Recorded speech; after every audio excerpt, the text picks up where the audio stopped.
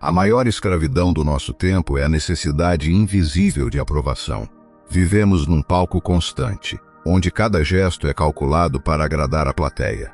Ajustamos a nossa fala, editamos os nossos pensamentos e escolhemos o caminho mais seguro apenas para evitar o julgamento alheio. Com isso, construímos vidas que parecem belas para quem olha de fora, mas que estão completamente vazias por dentro. Pense em quantas decisões você já adiou, esperando que alguém validasse o que você já sabia ser o correto. Quantas vezes você se moldou para agradar pessoas com as quais nem sequer tem afinidade real? Marco Aurélio costumava meditar sobre a fragilidade dos elogios. Ele comparava a aprovação humana a folhas secas levadas pelo vento. Hoje eles te aplaudem, amanhã te esquecem. Se você baseia o seu valor no que os outros pensam de você, você entrega a chave do seu templo interno para pessoas que nem sequer sabem o que querem de si mesmas. O aplauso é um senhor inconstante e caprichoso. Confiar em si mesmo não significa ter certeza de que você nunca vai errar. Significa ter a coragem de agir, sabendo que mesmo se errar, você será capaz de aprender e continuar. Existe uma distinção importante aqui. A diferença entre a confiança cega e a convicção testada. A confiança cega assume que tudo dará certo sem esforço. A convicção testada sabe que o caminho terá espinhos, mas confia na própria capacidade de caminhar sobre eles. Muitos acreditam que a gratidão é um sentimento passivo, uma forma de resignação que impede o progresso. Essa é uma visão equivocada. A gratidão não é a ausência de ambição, mas a clareza de reconhecer o valor do chão que você pisa enquanto olha para o topo da montanha. Sem ela, você corre o risco de passar a vida inteira perseguindo o próximo objetivo, apenas para descobrir que o vazio interno continua intocado quando chega lá. Observe como Marco Aurélio iniciou o seu diário íntimo. Ele não começou listando as suas vitórias militares ou a sua riqueza imperial. O primeiro livro das Meditações é dedicado inteiramente a agradecer as pessoas que moldaram o seu caráter. Ele agradece ao avô pela integridade, ao pai pela modéstia, à mãe pela piedade e aos professores pela disciplina. O homem mais poderoso do mundo compreendeu que a sua força era, na verdade, a soma do amor e do ensinamento de muitos outros. Quando você treina a sua percepção para enxergar o que já possui, você muda a sua relação com o mundo. Deixa de olhar para a vida com os olhos da escassez e passa a vê-la com os olhos da abundância. A gratidão atua como a raiz de uma grande árvore. Ela não impede que a árvore cresça em direção ao céu, mas garante que ela permaneça firme quando os ventos fortes começam a soprar. Me conta aqui nos comentários.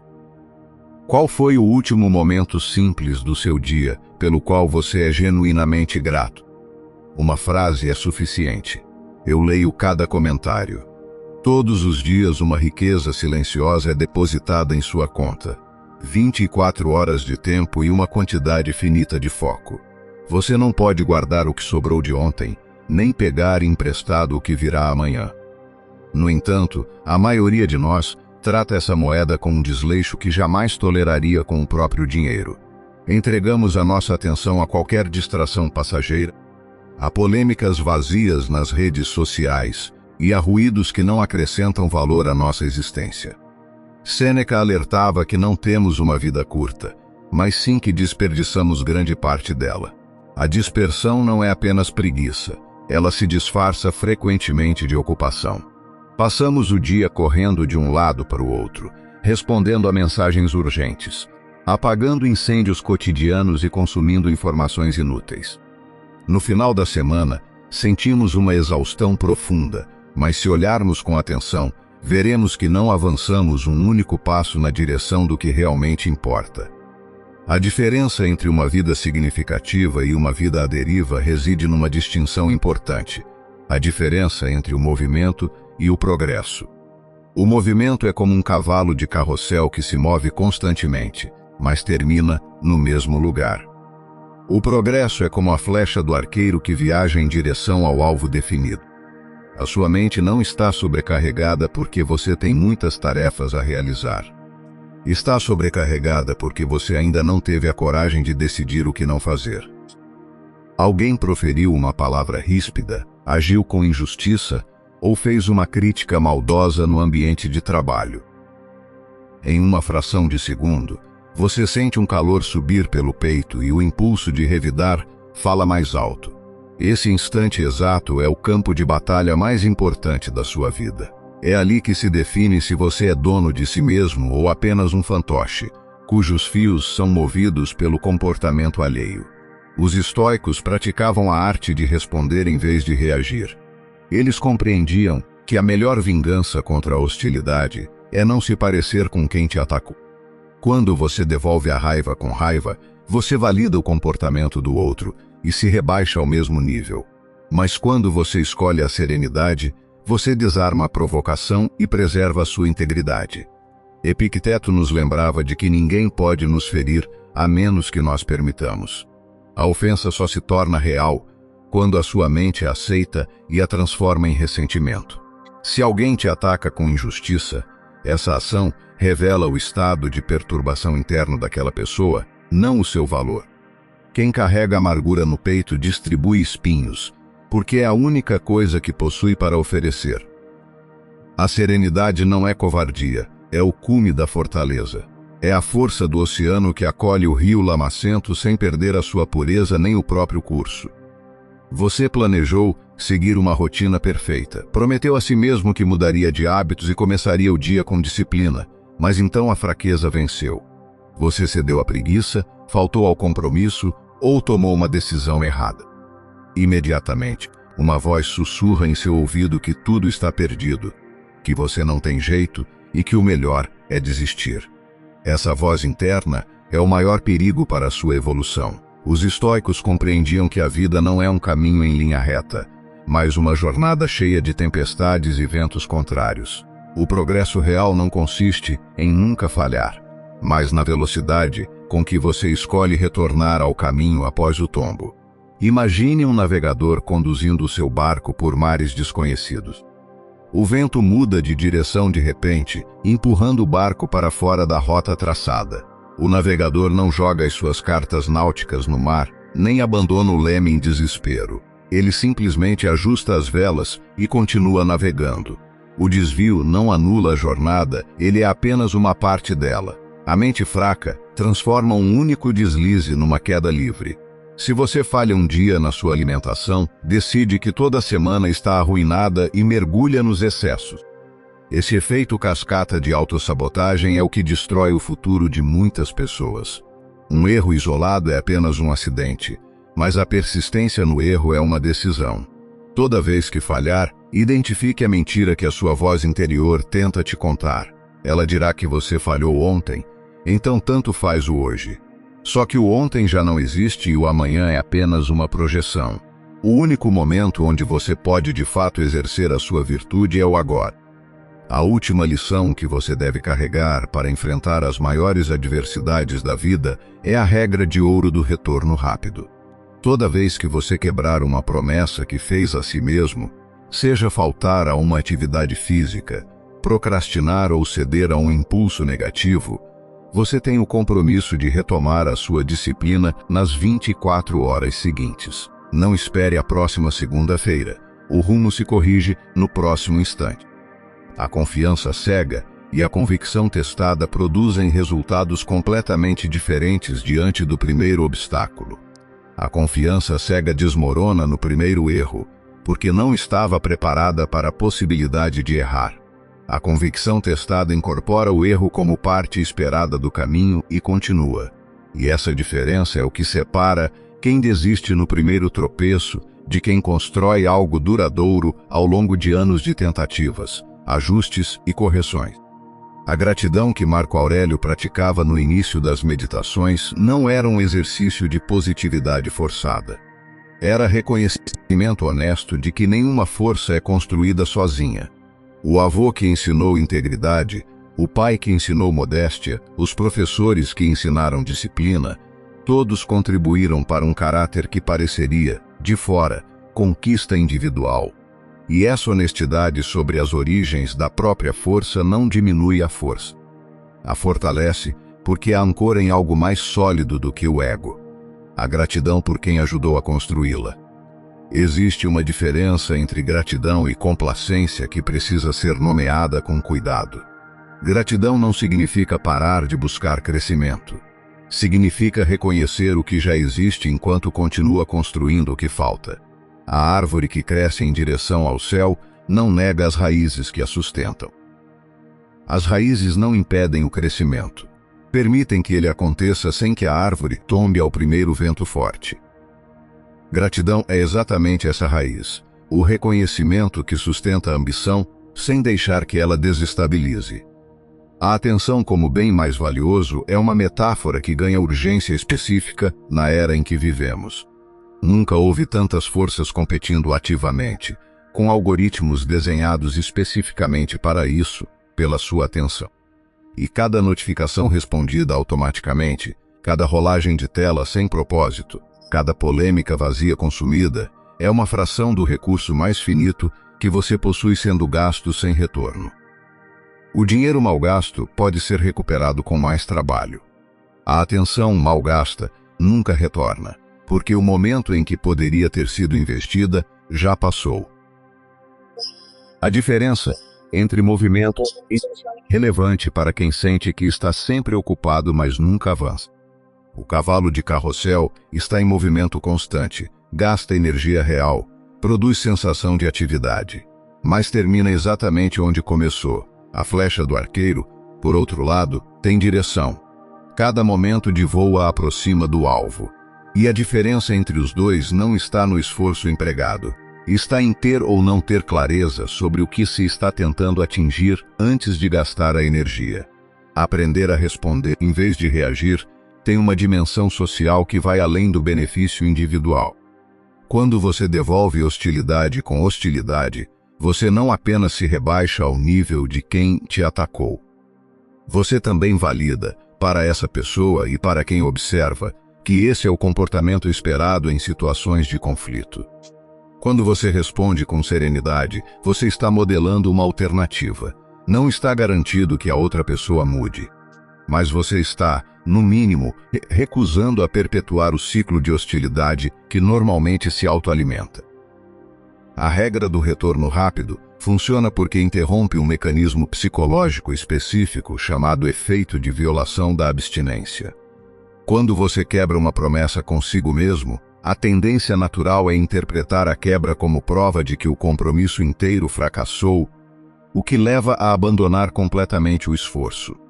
Mas um deslize não é o mesmo que fracasso total. É um evento isolado, e tratá-lo como isolado, retomando imediatamente em vez de esperar um momento simbólico para recomeçar, é o que impede que um erro pequeno se transforme numa recaída completa. Existe algo sobre a fragilidade do aplauso que Marco Aurélio nomeava com clareza. Ele é caprichoso porque depende de fatores que você não controla. O humor de quem está aplaudindo, o contexto social do momento, a comparação implícita com outras pessoas que também buscam aprovação. Quando você ancora o seu valor nesse terreno instável, você está construindo a sua identidade sobre areia movediça.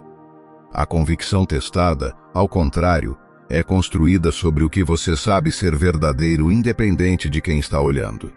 A prática da gratidão noturna, antes de dormir, tem uma base neurológica que vale mencionar. O cérebro processa de forma diferente o que pensamos antes de adormecer, consolidando essas últimas impressões durante o sono. Quando você termina o dia ruminando o que deu errado, está consolidando padrões de ansiedade. Quando termina identificando momentos genuínos de gratidão, está consolidando um padrão diferente. Não é mágica. É repetição direcionada, da mesma forma que qualquer outro hábito que o cérebro aprende. O custo de tratar a atenção com desleixo é silencioso porque não aparece como uma perda única e identificável. Aparece como o acúmulo de semanas inteiras passadas em movimento sem direção, meses gastos respondendo ao urgente em vez de construir o importante, anos que somam exaustão sem produzir o crescimento que a exaustão deveria justificar. E o momento de perceber esse custo Geralmente vem tarde, quando se olha para trás e se pergunta onde foi parar todo aquele tempo. A serenidade diante da provocação não significa fingir que não houve dor. Significa não permitir que essa dor determine a resposta. Epicteto não estava dizendo que ofensas não doem. Estava dizendo que a transformação da dor em ressentimento duradouro é uma escolha, mesmo que pareça automática. E essa distinção entre a dor inicial, que é involuntária, e o ressentimento que se constrói depois, que é uma escolha sustentada, é onde a liberdade real existe. A distinção entre movimento e progresso tem uma armadilha específica que vale nomear. A cultura ao redor frequentemente recompensa o movimento, não o progresso. Estar ocupado é socialmente valorizado. Responder rapidamente a mensagens é interpretado como dedicação. Ter a agenda cheia é tratado como sinal de importância. Mas nada disso garante que você está se aproximando do que genuinamente importa. A pergunta que separa movimento de progresso não é quão ocupado você está. É se a direção do que você está fazendo aponta para onde você genuinamente quer chegar. Quando você visualiza quem te provoca como uma criança assustada, expressando a própria dor, você não está minimizando o comportamento dela.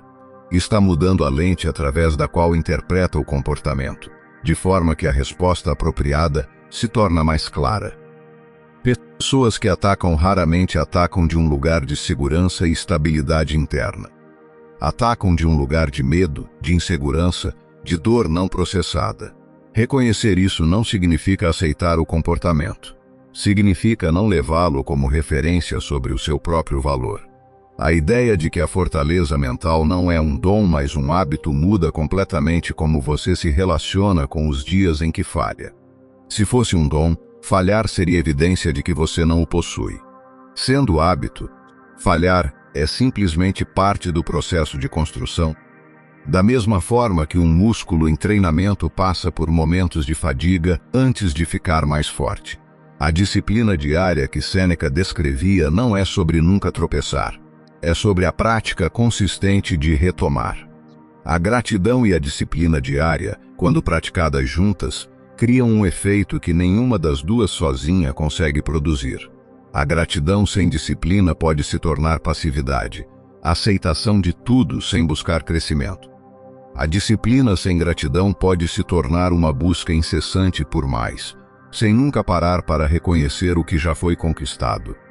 Juntas, criam uma base estável de onde a ambição pode crescer sem desestabilizar quem você é. O navegador que ajusta as velas em vez de abandonar o leme é a imagem mais precisa para o que significa fortaleza mental praticada como hábito. Não é sobre nunca enfrentar ventos contrários. É sobre desenvolver, através da repetição, a capacidade de ajustar sem desespero. E essa capacidade, construída dia após dia, momento de retorno após momento de retorno, é o que separa quem constrói algo duradouro de quem desiste no primeiro desvio inesperado da rota planejada. E o que une todas essas lições, a gratidão, a atenção como bem valioso, a serenidade diante da provocação, a regra do retorno rápido, é uma única ideia central. Você é mais responsável pela qualidade da sua vida interna do que pelas circunstâncias externas que enfrenta.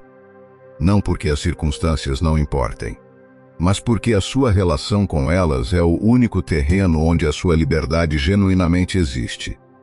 E cultivar essa liberdade, dia após dia, é o trabalho mais importante que existe.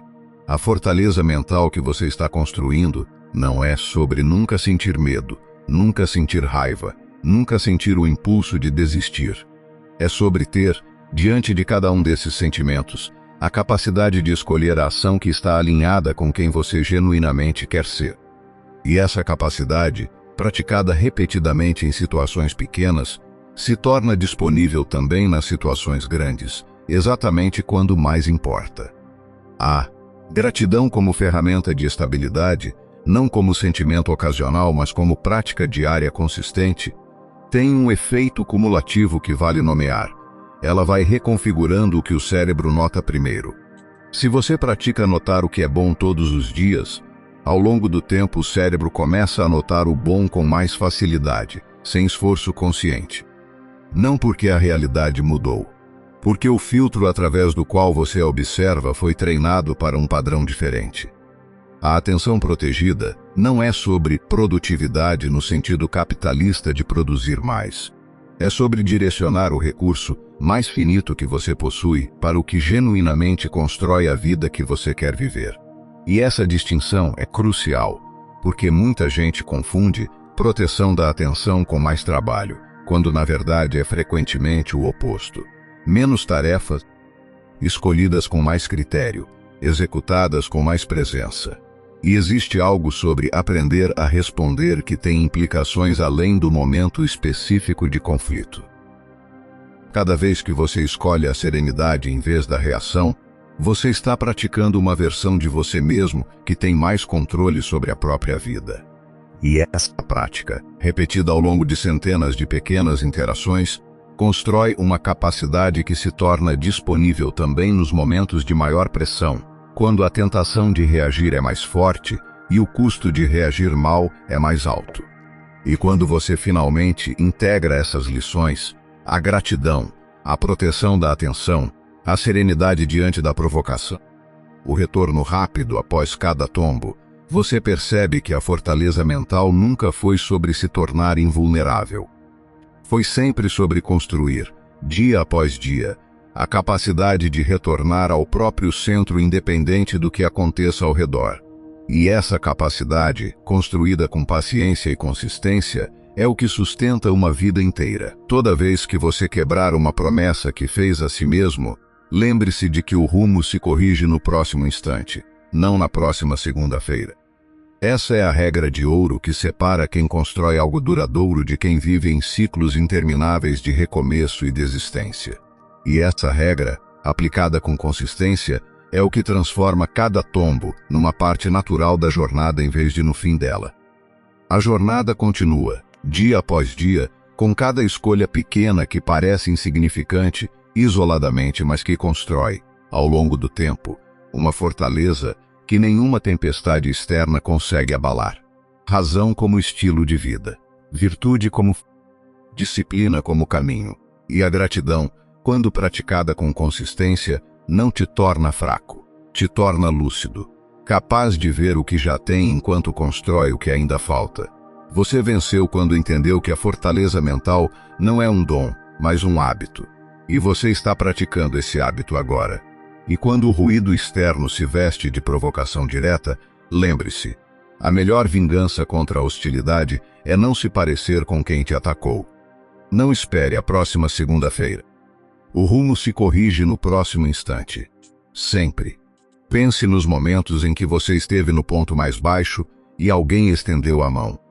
Pense nos pequenos privilégios diários que costumamos ignorar. Reconhecer essas coisas não te torna fraco, te torna lúcido. O homem mais poderoso do mundo compreendeu que a sua força era, na verdade, a soma do amor e do ensinamento de muitos outros. E você também carrega essa soma mesmo quando esquece. Coloque o celular em outro cômodo antes de dormir. Passe 5 minutos identificando 3 momentos pelos quais você é genuinamente grato. Deixe que a paz desses momentos preencha a mente antes do sono chegar. A diferença entre o movimento e o progresso. O movimento é como um cavalo de carrossel que se move constantemente, mas termina no mesmo lugar. O progresso é como a flecha que viaja em direção ao alvo. A serenidade não é covardia, é o cume da fortaleza. É a força do oceano que acolhe o rio lamacento, sem perder a sua pureza nem o próprio curso. Aprender a responder preserva o seu templo. Mas até os espíritos mais fortes falham no caminho. Quando o tropeço é inevitável, o segredo não está na queda, mas no que você faz logo em seguida, nas próximas 24 horas, sem esperar a próxima segunda-feira. Tudo realmente e completamente muda agora. Se algo do que foi falado aqui chegou em você, se você se reconheceu na voz que sussurra que é melhor desistir depois de um deslize, eu te convido a conhecer o método. Devagar, tudo muda. É um caminho de desenvolvimento emocional que vai te ajudar a construir a confiança testada que sabe atravessar espinhos, a praticar a gratidão como clareza e não como resignação, e a desenvolver, com cuidado genuíno e com a consistência que esse processo pede, a regra do retorno rápido que transforma cada tombo em parte da jornada e não no fim dela. O link está na descrição desse vídeo. Se esse conteúdo chegou onde devia, compartilha com alguém que você sabe que precisa ouvir isso. Aquela pessoa que desistiu da semana inteira por causa de um deslize de um dia, que ainda não aprendeu que o progresso não é sobre nunca cair.